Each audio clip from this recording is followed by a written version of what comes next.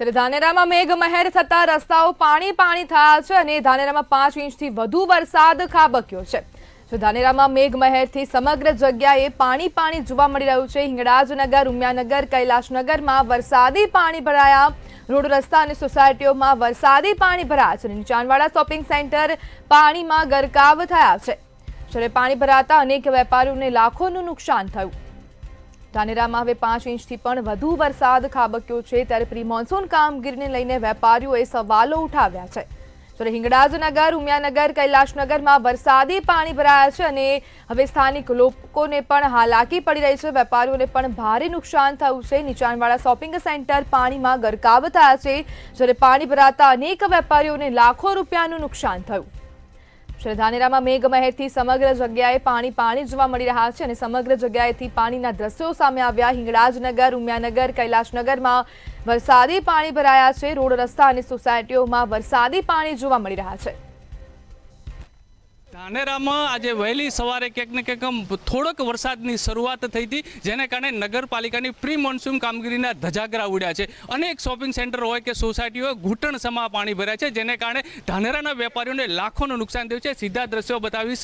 હાઈવેની જે shopping centre છે, shopping સેન્ટરની અંદર લગભગ 10 જેટલી દુકાનો છે કે તેની અંદર પાણી ઘૂસી ગયા છે। વેપારીઓને પણ ક્યાંક ને ક્યાંક લાખો રૂપિયાનું નુકસાન થયું છે। અને વેપારીઓની જો વાત માનીએ તો કમસે કમ આ વેપારીઓ 10 થી 12 વાર નગરપાલિકાને રજૂઆત કરી હતી, પણ આ નગરપાલિકા નિષ્ઠુર થઈને આ લોકોની વાત સાંભળવા તૈયાર નથી। આજે પરિણામે લાખો રૂપિયાનું જે નુકસાન થયું છે, આવી તો અનેક ઘટનાઓ સામે આવી છે। ત્યારે સીધી વાત કરીશું વેપારી જોડે કે શું કહેશો, કેટલું નુકસાન?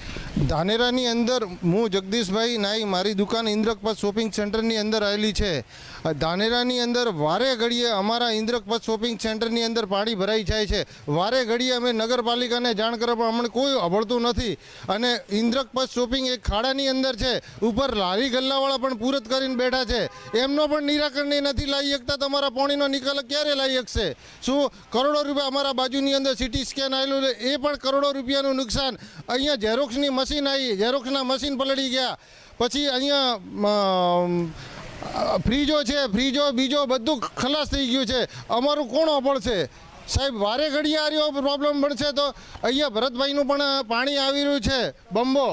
ક્યાં અમારે શું કરવું? ક્યાં કોણ સાંભળશે અમારું? શું ચોક્કસથી તો ધાનેરા એક નહીં પણ અનેક પ્રશ્નોને કારણે આજે દશા અને દિશા બંને ખરાબ છે। નગરપાલિકા હોય કે સ્થાનિક તંત્ર હોય વારંવાર રજૂઆતો કરી છે। અધિકારીઓ માત્ર ને માત્ર એસી ઓફિસમાં બેસીને કામગીરી કરી રહ્યા છે। પ્રજા ત્રાહીમામ છે। લોકો સવાલ પૂછી રહ્યા છે કે અમારે જવું તો ક્યાં જવું? આમાંથી ક્યારે અમને નિવાડશે? પ્રકાશ ત્રિવેદી, મંતવ્ય ન્યૂઝ, બનાસકાંઠા।